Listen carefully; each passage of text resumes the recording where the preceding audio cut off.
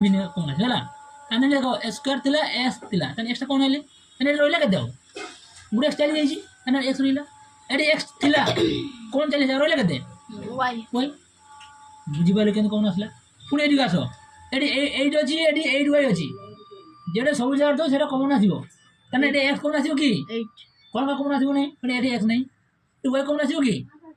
Y common ଆସିବ କାରଣ ଏଠି ୱାଇ ନାହିଁ কোনটা কমন আসিব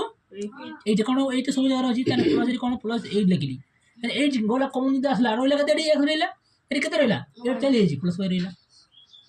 বুঝলু এই যে দুইটা আসলা x + y x + y দুইটা আসলা না এ গুটে নেবা হলা